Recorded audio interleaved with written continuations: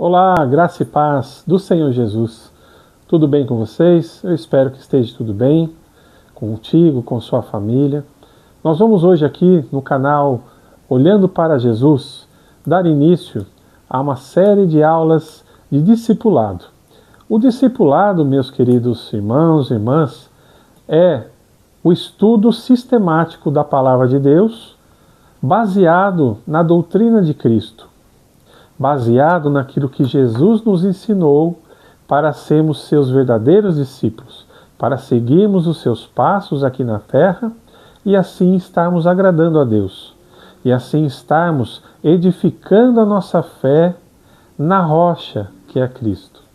Meus queridos, o discipulado é uma ordenança que o Senhor Jesus deixou para os seus discípulos. Ele disse lá em Mateus capítulo 28, no verso 18 ao 20, para que os discípulos fossem e fizessem discípulos no nome de Jesus, no nome dele, batizando-os em nome do Pai, do Filho e do Espírito Santo, e ensinando-os a guardar todas as coisas. Na aula de hoje nós vamos abordar do porquê nós estamos aqui hoje.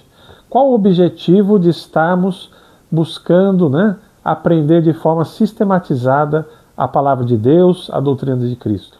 Então eu gostaria que você abrisse a sua Bíblia no livro de Lucas, capítulo de número 24. E vai dizer no verso 13, no capítulo 24 de Lucas, o seguinte: E eis que no mesmo dia iam dois deles para uma aldeia que distava de Jerusalém 60 estádios, cujo nome era Emaús. Só para os irmãos entenderem, 60 estádios, na medida aproximada dos dias de hoje, seria basicamente 12 quilômetros, 12 mil metros de distância que separava Jerusalém desta cidadezinha chamada Emaús. Iam falando entre si de tudo aquilo que havia sucedido. E então nesta passagem que nós acabamos de ler, vai mostrar, vai contar a respeito de dois discípulos de Cristo que estavam voltando de Jerusalém, depois de todos aqueles eventos que se sucederam, na crucificação, na morte de Cristo, e já era o terceiro dia, então a palavra vai dizer que já era domingo, já estava no terceiro dia após a morte de Cristo. Então o Senhor Jesus aparece a eles, mas eles não o reconheceram, não o conheceram que era o Cristo. Então Jesus vai conversando com eles, pergunta a eles o que está acontecendo, porque eles estavam tristes, no que eles estavam conversando, e eles contam toda a história, o que aconteceu àquele profeta, chamado Jesus o Nazareno. E então Cristo naquele momento ele não se revela para aqueles discípulos, mas ele vai falando sobre as Escrituras, ele vai abrindo as Escrituras diante deles, ele conta tudo o que havia nas Escrituras que remetia ao Cristo, ao Messias, ao Salvador do mundo. E então eles ficam ali impressionados, ficam ali prestando atenção naquilo que Jesus estava ensinando, nas Escrituras que Jesus abriu diante dos olhos deles. E então quando chega perto da casa, do local em que os discípulos moravam, na qual eles iriam passar a noite, o Senhor Jesus faz sinal de que passaria adiante. E de imediato os discípulos disseram para o mestre: Fica conosco, Senhor, porque já é tarde e o dia já se põe, já estava declinando o dia. E eles queriam muito que o mestre ficasse com eles. E isso, meus queridos, deve ser o nosso desejo, deve ser a intenção do nosso coração, que nós possamos falar hoje para o Senhor Jesus: Fica conosco nesta noite, fica conosco neste dia, fica ao nosso lado, Senhor, porque quando o Senhor estiver conosco, nós teremos os nossos olhos abertos, nós conheceremos aquilo que está escrito na Escritura e aquilo que fala a respeito do Mestre, que fala a respeito de Jesus.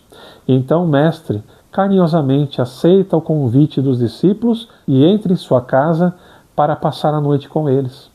E a história depois vai contar que eles então preparam ali um jantar, preparam uma ceia ali para tomar junto com o Mestre.